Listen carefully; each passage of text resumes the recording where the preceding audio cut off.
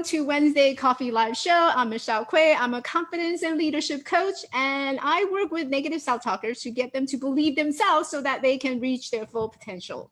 Every week, I have this show because I want to bring you love, courage, and also connection. This is a show about inspiring you to take action. Whatever that is you are doing in your life, you are possible. Today, I have a very special guest signing in from France. His name is David Hennessey. David is the creator of the W.O.N.D.E.R techniques, and in a moment, he will be sharing what that means. David has been practicing for 20 years. He created a holistic. I can't speak this morning, so you gotta forgive me. David has experience for the last 20 years as a holistic personal development program called the W.O.N.D.E.R techniques that has continued to evolve over the years. And David has presented the W.O.N.D.E.R techniques at over 100 workshops and seminars. And his formal training is in psychology and nutrition. He has traveled over 20 countries and lived in 3 long-term. His goal is to give the fundamental tools of personal development to everyone on this planet. And if you see David on LinkedIn, you can find him on LinkedIn. If you see him, ask him about the marathon. And in a moment, he is going to share the story behind marathon. So let's welcome David Hennessey. Hello, hi, David. Everybody. Hello. Hello, everybody. Thank you for taking your time to join us today. And it's really an honor for me to be here with Michelle because she is doing great work. She's really doing great work. So if this is your first time listening, I encourage, even when I'm not on here, to take the time to engage with the work that she's doing because it's very, very important and very valuable.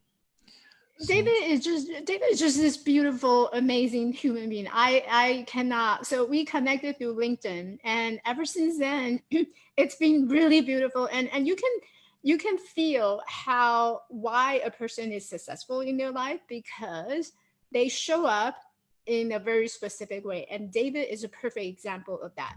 So David, I don't want to take too much of time about this. Is not about myself. It's more about you. So tell us about you. Okay. In general, there's a lot going on in everybody's life. Everybody has a great story and a legacy. But in the short period of time we have to share together, and you already talked a little bit about the marathon.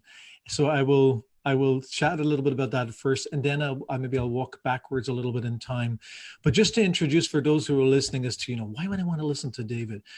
My approach to personal development seems to be very unique because it is a truly holistic approach, because one can work on your personal development through your mind by working on practices like mindfulness and meditation, and they're all very valuable.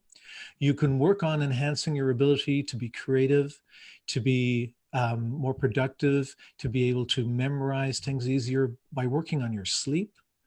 There's things that you can do to enhance your ability by your physical exercises. There's many, many different parts of it. Most people tend to bring those into separate categories and they focus on those areas. What I found over the last 20 years, and because I created the W.O.N.D.E.R technique actually around the year 2000, 1999, is that most people don't talk about how everything comes together. And I've seen this for a long time, that there's a correlation and interrelationship between everything. And your ability, for example, to control your mind, to be more focused, to be more creative, is impacted not only by your sleep, but is impacted by your hydration. It's impacted by whether you've taken the time to be in fresh air, by the food you eat, by your exercise. All of these things intercorrelate. And now I really like to make things very simple. So I leave the science aside. But there's lots of science now to support what I'm sharing, which when I started, there wasn't, which is really quite amazing. So the marathon story. Okay, so I don't jump over that.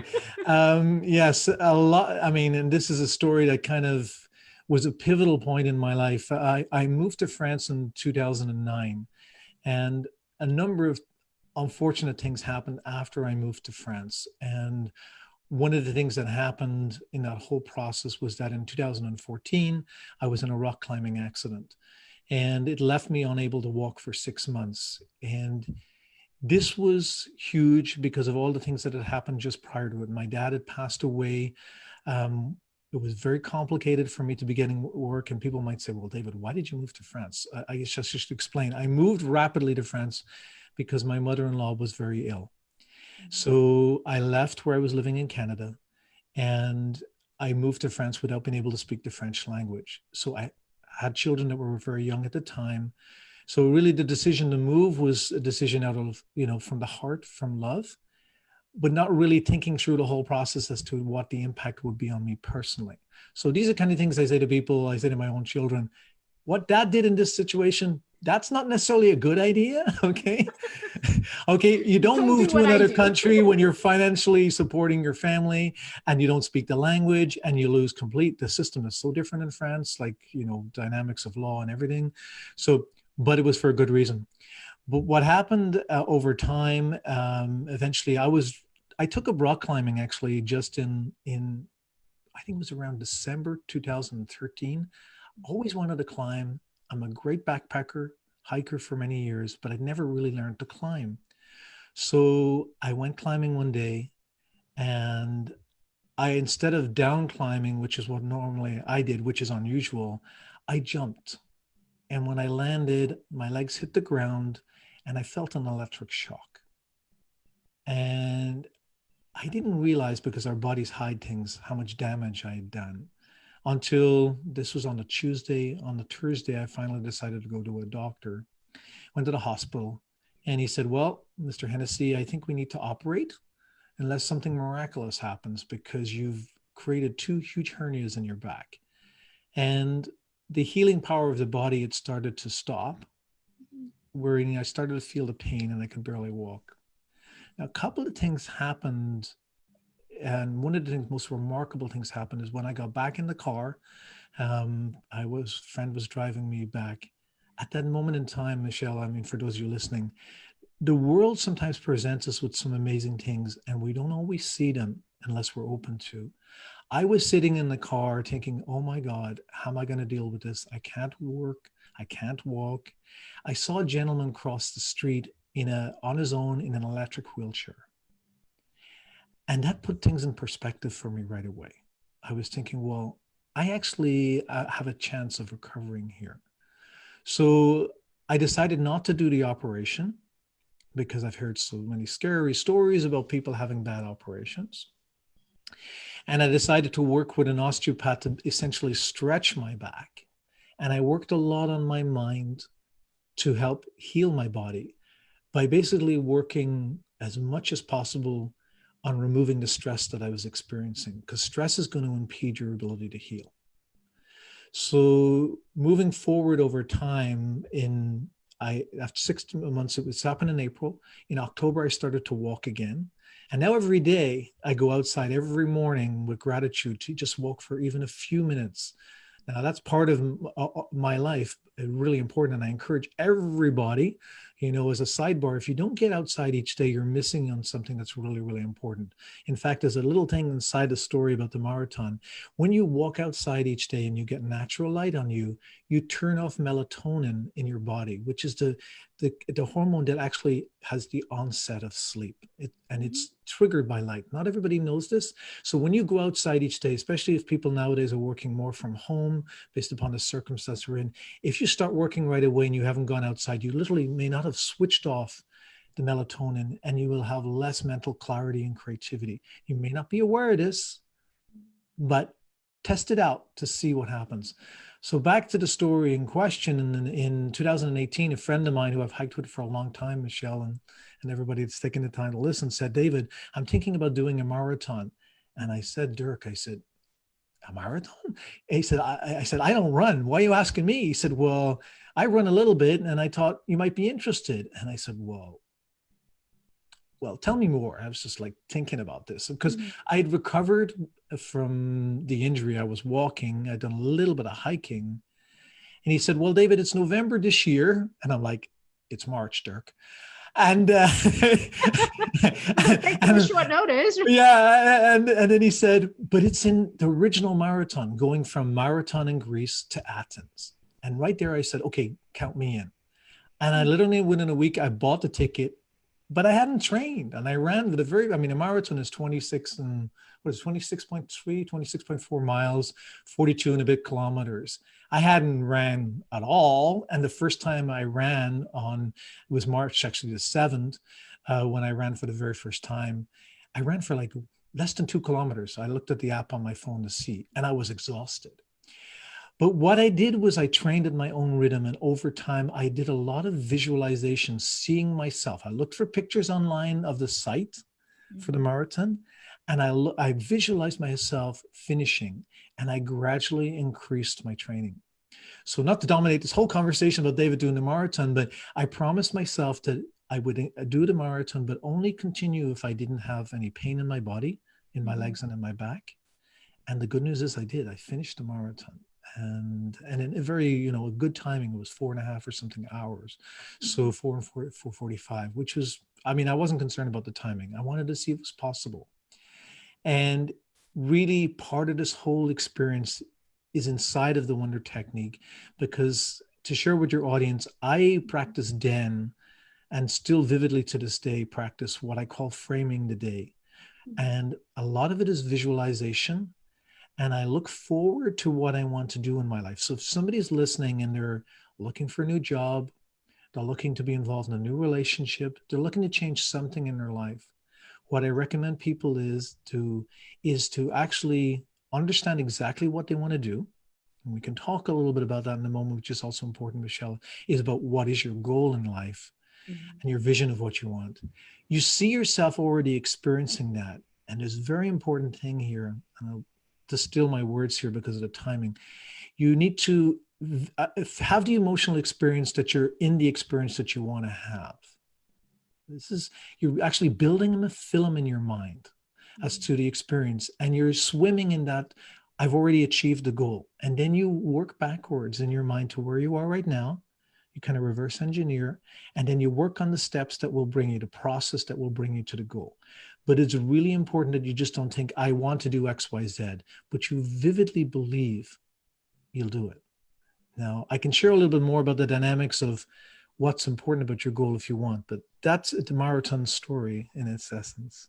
And that led to, I think there's so many elements just from the marathon story. There's how do you open up to, what the universe wants to tell you, wants to show you in that moment of time when you were sitting in your car and you were watching the gentleman in front of you and just passing you by. And that was like a wake up moment, like, okay, this is something I need to be doing differently. Yes. And I don't want to be going have the surgery. So what can I do? Yes. So you're looking for a choice. And I love how you realize that everything that's around us actually impact us, not just one single element. So I think a lot of people who's looking for, living a healthy diet, having a better shape of the body, we only focus and narrow down to just one aspect of our life, the physical aspects of our life. But we don't realize there's actually a mental aspect, there's emotional aspect, there's even your sleep deprived, that will have an impact on you. And I know you're an expert on sleep, which I'm gonna have to invite you and come back and talk about sleep. We just talk about sleep. Yeah. I try and put people who are watching to sleep. So I have a few techniques to do that, because I practice all these things. One of my friends said to me the other day, David, you don't teach the W.O.N.D.E.R technique, you are the W.O.N.D.E.R technique, because really it is the way I live, and with the clients and in the online program that I created, it's all in there. I work over the years, over the last 20 years, it's like an onion, Michelle. I've been peeling off anything that didn't look like it could actually really work. And I've worked with people between the ages of 6 and 88, and that's because they've told me their ages. So that's how I know the range. And it's like, I've looked for things that are universal principles, like things that really, really, some people say, well, that doesn't work for me. There's some things that really, really do work for everybody. Like sleep is so important. People that have their problems with fertility, all kinds of stuff, longevity. You want to live shorter, you sleep less. If you want to cut your life down, there's ways of really damaging yourself, right? And when I started, there wasn't so much info, but like a book I would suggest to people if they want to dig more into the science. Matthew Walker wrote a book, Why We Sleep, I believe is the title. And he gets really deep into the information, but you can see, my gosh, By me not sleeping, I'm hurting myself. So when Mhm. I hear people say we don't need to sleep, I'm right out there trying to clear the air, because there's so many myths, misinformation out there. And Mhm. when you look at things for, a long enough time, like over the last 20 years, you can see the connections between the correct information, the Mhm. fundamental principles. It's Right. just like in nature, we can see the cycles and the seasons and everything, and how everything's connected, and there's a purpose behind that. In fact, in our physical well-being and our mental well-being, there is a stream of good information, and I'm working on making sure that I'm sharing that with people in the simplest manner possible. Mhm.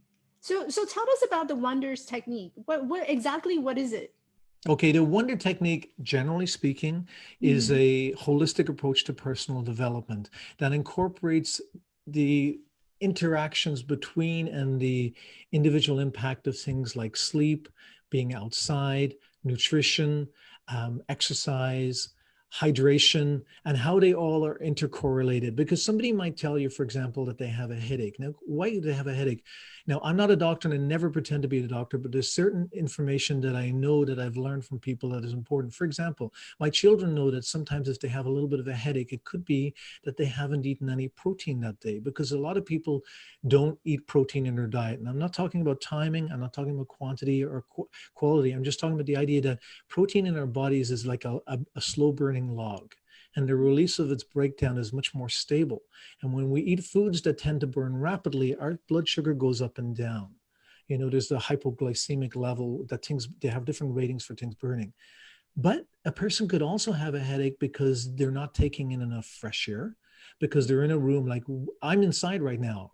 And the room in this air, even if it's just minuscule, is getting, the amount of oxygen is getting reduced, and the amount of carbon dioxide is getting increased, because I'm producing that impact. Mhm.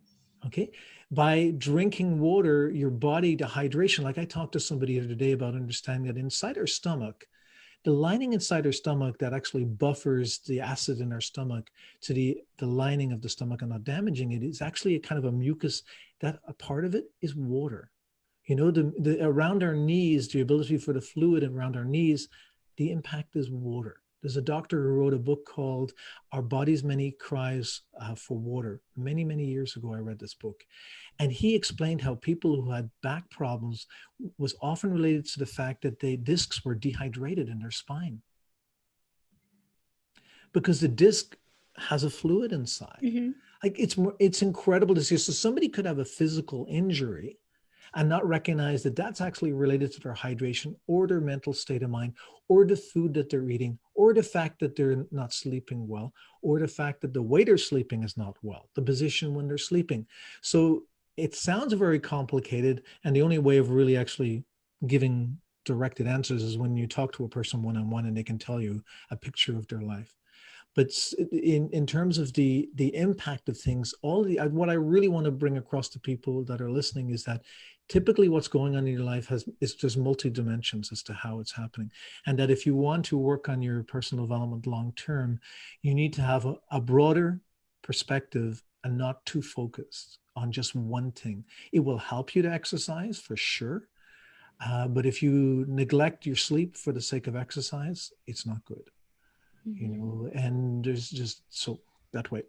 I'd love to share what you keeps on popping up on my mind, the idea about goals. If I may share something here, is that okay? Of course. Let's Okay. talk about It's just goals. I've got these alerts in my brain. I don't have it on my phone because the phone is like, where is the phone? Because I don't pay too much attention to. But I have a mental alert.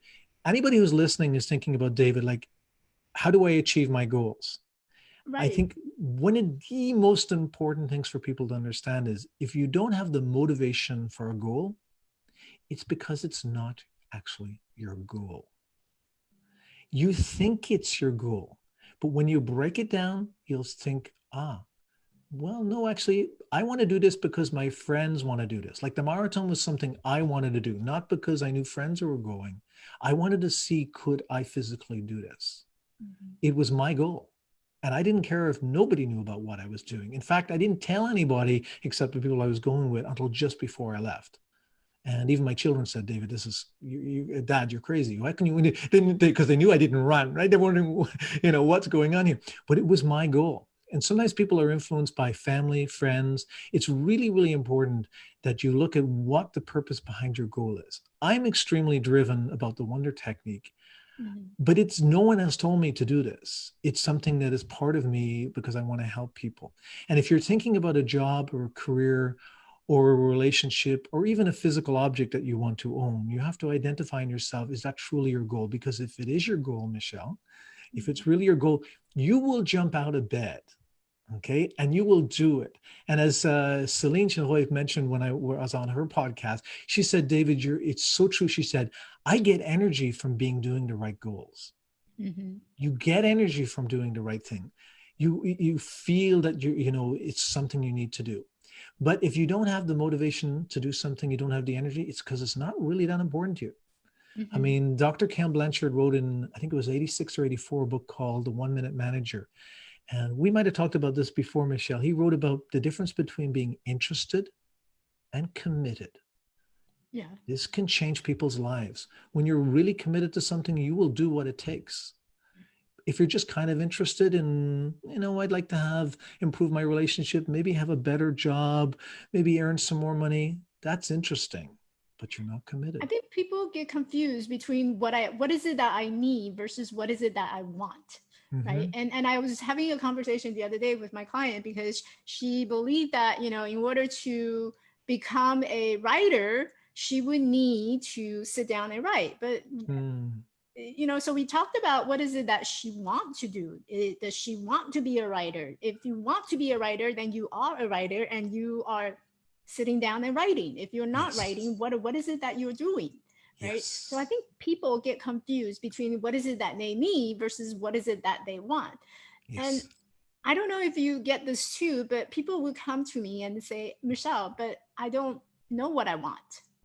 Mm. So how do you address that with the clients that you're working with? Well, you know what? There's a secret technique that I will share. I want your It was secret, no David. longer a Don't secret come to my technique. show and holding back. Yes. I think that people, they do know what they want, but that's the first thing, and they just don't want to identify it.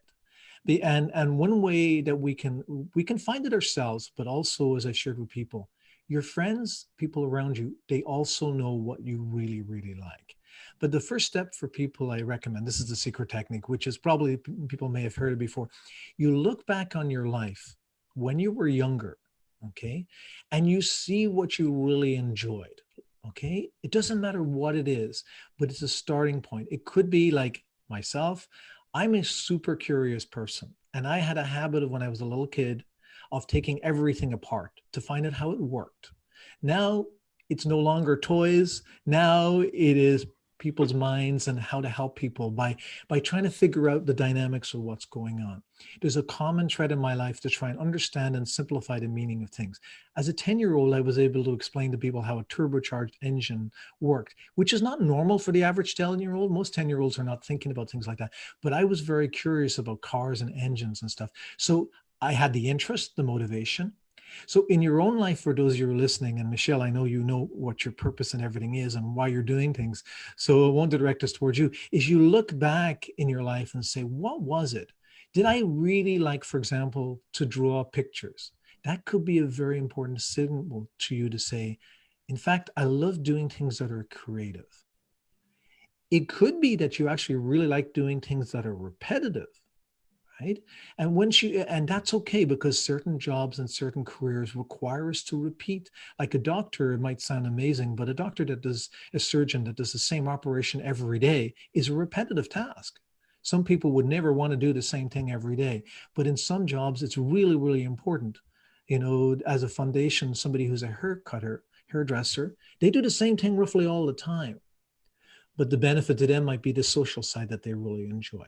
But you want to look back in your life and see what is the seed of what I really enjoy, and then explore that with somebody, your friends, or it could be with a coach, to kind of figure it out. Because I had a conversation with somebody about 6 weeks ago now, and he was looking for that moment in his life. He wanted to make changes. Something had happened. He'd been in a car accident, and he told me he thought there was a certain thing he wanted to do. And for privacy, I won't say what it was. And everything was like red lights. This is, yes, this is exactly what you want to do. And I started asking him questions about when he was younger. And by the time we finished the conversation, I was getting him to convince me what his passion was. I was trying to derail him, okay, to test how strong and passionate, how committed he was to what he wanted to do.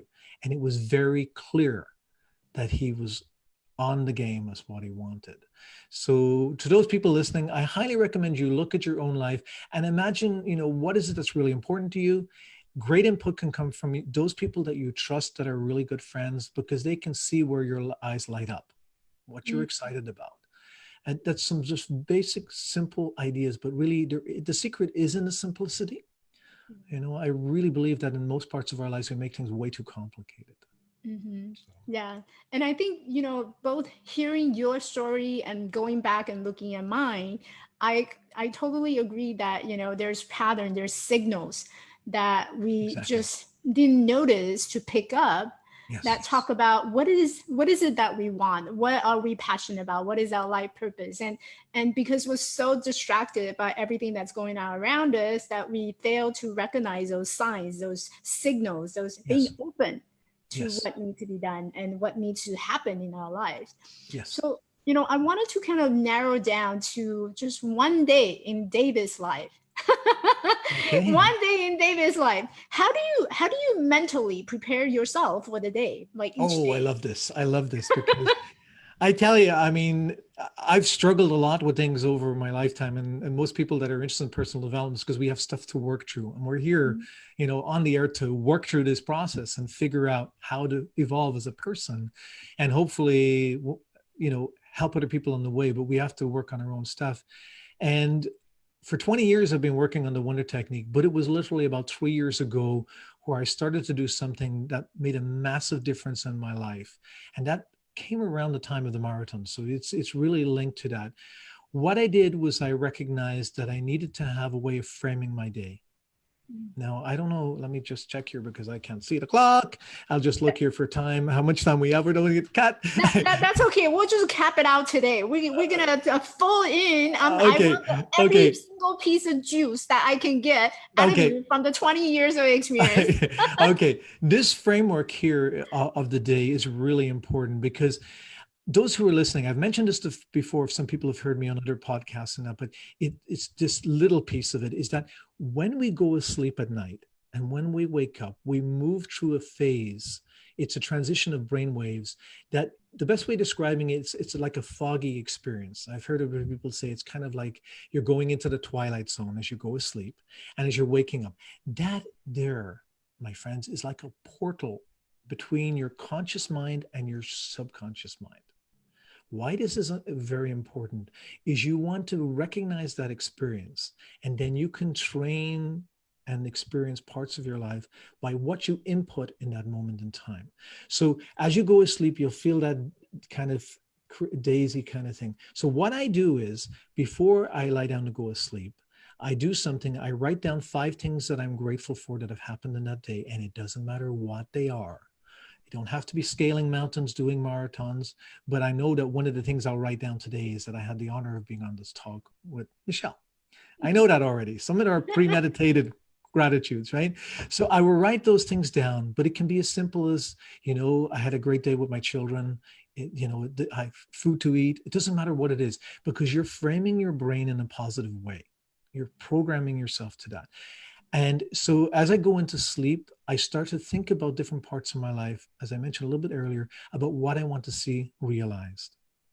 Okay, so I will visualize whether it's physical well-being, whether it's things I want to learn about, whether it's professional development, whether it's relationships with family and friends. I swim in the positive experience.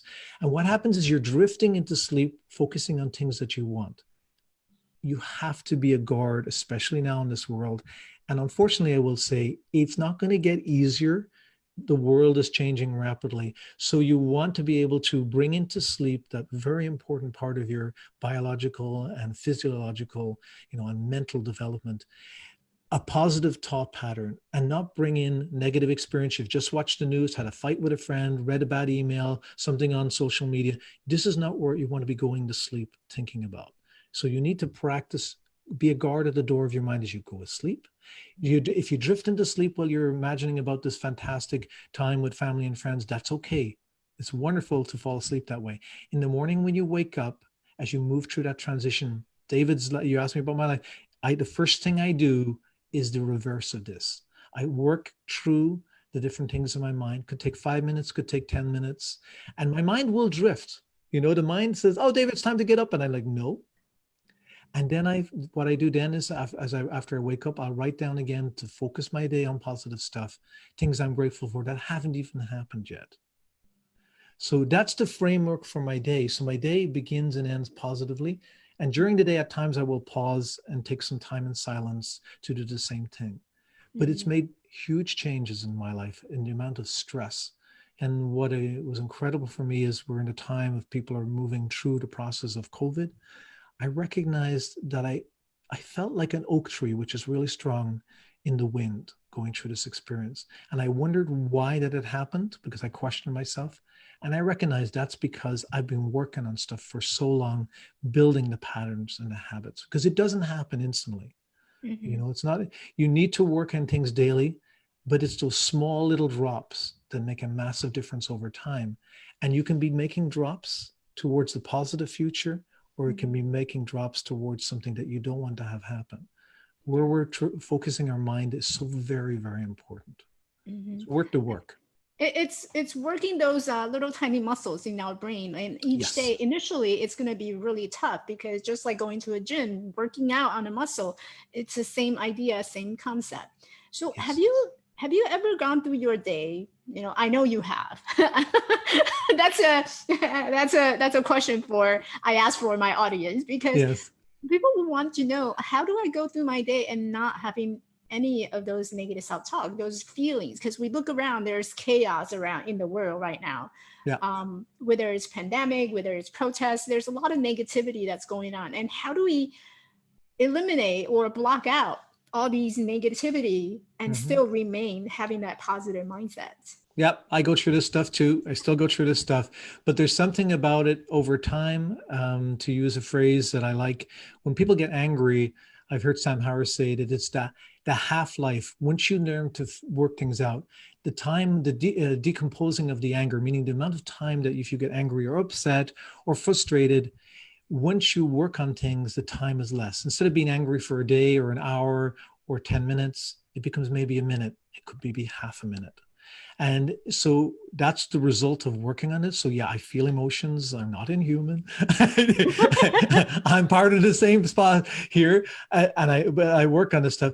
And how to control that is when something happens, and even as recently as something happened yesterday, I look at it and say to myself, well, how is this serving me? Is this is something that I have to work on? If it's something that people would classify as fear, and some people talk a lot about saying, no, fear is not important, shouldn't pay attention. I disagree. Fear can be external fear, and fear that is created by what's going on outside of us. If I go to a house and I hear a dog snarling at the other side of the fence, I have a reason to be afraid. It's not, my body knows what's going on. If I imagine that there's a dog at the other side of the fence, but I hear no barking or nothing, this is imagination. This is completely different. So when you have fear about something, you have to look at it and say, if I'm anxious, if I'm upset, where is the source of it? Is it coming from my history inside of me, or is it coming from something I need to learn from? So if I feel nervous and excited because I'm on the podcast with Michelle, this is real, this is happening. And you know what, feeling a little bit nervous and excited is okay. But if there's nothing, you have to, you can control what's going on in your mind once you recognize it. And then it does become a habit. You can manage things easier. It doesn't mean that things are not going to happen, but it's almost like a spiral where things will come back in our lives again and again until we learn the lesson. And then once we get it, we move on to something else, but we're constantly tested. But I believe that the skills that we acquire in life over time, and this is what I hope to impart with your listeners, even probably gave just a small amount of information, and to other people, is that it builds up over time. It does actually become easier. but it takes the effort to make it easier. And Wow. it's not to say that we will not get caught by changes in the world and many things that are happening. Part of it is that is what's called resilience, is you prepare in advance, you Mhm. know? I Yeah. mean, I'll give you one last thing. I mean, you might think it's crazy, but I'm a big backpacker. Okay. And those listening might think, David, this is, I don't want to listen to this David guy anymore after he tells me this, but bear with me. I'll share with an idea. I have a backpack that is fully geared up that I use for when I go out. But if there was ever an emergency, I can grab that backpack and everything is in there. If there was a natural catastrophe, it's like, oh, there's sleeping stuff, there's everything is first aid kit, it's all there. And I started doing that when my children were born, because if there was ever something happen, the time you waste searching for stuff is going to have an impact on the life of somebody else. And when I went into the first aid course and I suggested at the first aid course, well, what I've been doing for years, they were like, oh, that's a good idea. Most people don't have something like that. And that's actually preparing ahead of time. There's a phrase in Gaelic, and I am Irish, even though I don't sound Irish unless I'm in Ireland. There's a phrase in Gaelic that says, if I pronounce it correctly, and my Gaelic is not good, is be olive, which means be prepared. I And love that's what it. life is all about, is being I love it. prepared. So you're gaining more tools in your life. And I'm hoping I've given something. And people, if you don't mind me mentioning, Michelle, the wondertechnique.com is my website. And they can find, this is where they'll get me mostly. I'm most reachable there. And may I share a little gift that you probably know about, that you've seen Of before? course, do give Okay. away. You are providing a lot of values. Okay. Please. Okay. For those people who are willing to risk jumping onto the wondertechnique.com website, there is a community gifts that I offer. What it is there's a booklet that's 10 different steps to increase your health and happiness. And as I always say to people, I don't write with fluff and stuff in there. These are actionable steps, and I explain action steps to improve your life. There's also in there as well, and you just subscribe to my newsletter, and that's how you get them. There's also the template for these wonderful little mini motivational cards. Now, these are special to me because my dad, before he died, it's always hard for me. He was a person who was always with positive quotes. And I used to sell this template and stuff for years. And then when he passed away, I just started giving it away. And the beautiful thing is you can take these little quotes, and I can feel my ocean of my dad here. Okay, I'll focus for a second here. You cut the little cards out, and then you can slip them into a friend's purse or pocket or a children's lunchbox, and you leave it on the bus, leave it in a taxi, Uber, whatever you want to call it, and you're leaving a little positive message for people. And it's phrased in the positive sense directly, that they read it and says, I feel wonderful today, or I am courageous. So those little cards, everybody who goes to my website can get them for free. There's no charge. So it's a little gift to inspire people. I would personally validate that, because when David and I first connected and David sent me a copy of it, I opened it. I was like, wow, this is amazing. He's got everything. And I was learning so much from you. And I've also learned so much from what you have shared today. And just a full disclosure, I actually have one of those backpack myself. So I'm ready to go. I'm ready to go. There's a Swiss knife in there. There's a first aid kit in there. Anything that I need. I actually have some, emergency funds in there as well. It's brilliant. And you know what? The thing is, some people laugh at, maybe they won't laugh at you. They laugh at David. That's okay. In the backpack, there's almost two of everything. I have 2 emergency blankets, for example, because there's been plenty of times when I've gone hiking where I found people injured without any equipment.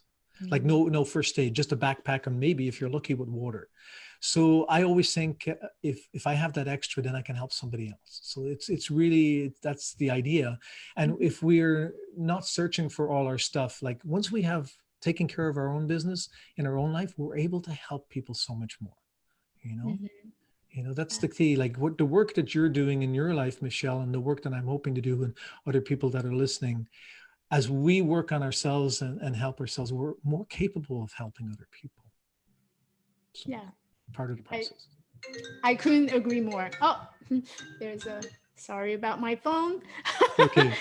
That means get that David guy to stop talking. That's okay. I understand. No. It's been amazing morning, and thank you so much for coming. I've learned so much. Every time I speak to you, I've learned so much from you. Thank you, Michelle. And again, your website is at thewonderstechnique.com. WONDERtechnique.com, as you write it, as you spell it. Yeah, you'll find that's the main site, and there's lots of information on there.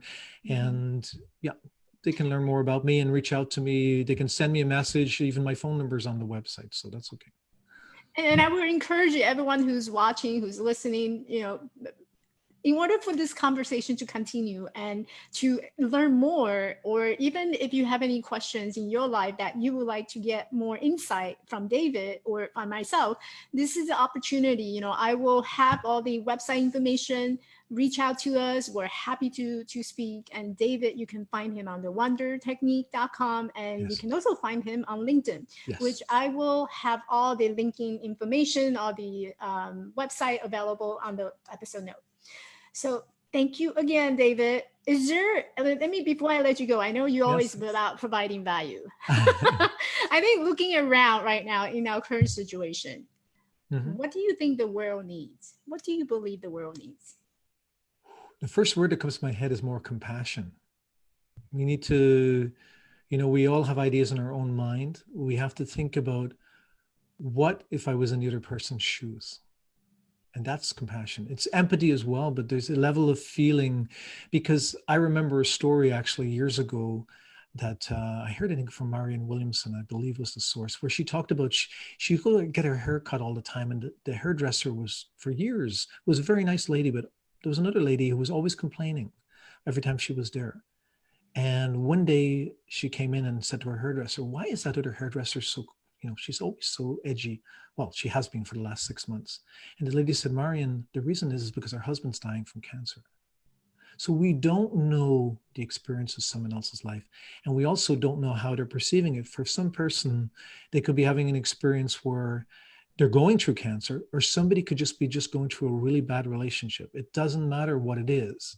So we have to be open to learning things from other people's perspective. And that's about compassion. It's really about love, really. I mean, they say love heals everything, and ultimately it does. And I think that the last thing I would say inside of that just popped up, I got a mental alert again, is to continue, as you mentioned there, Michelle, the conversation. Because without conversation, we end up in misunderstandings and conflict. So if we take the time to listen to people and have them tell us their story, we can find out where they're coming from. It's most important. Thank you so much. I heard the other day that the most powerful phrase in English is, "I hear you." Yes. I hear you. Yes. Yeah. And thank you for hearing me. And thank you for everybody else who's been listening and hearing. Thank you. And thank you so much for coming to this show. Thank you everyone for watching this show. And this show is being aired every Wednesday at 8 o'clock Pacific time. And I will bring more inspiration and love to you. I will see you next time. Thank you, David. Everybody. Thank you, everybody, for listening. Have a wonderful day. Bye. Bye. Bye.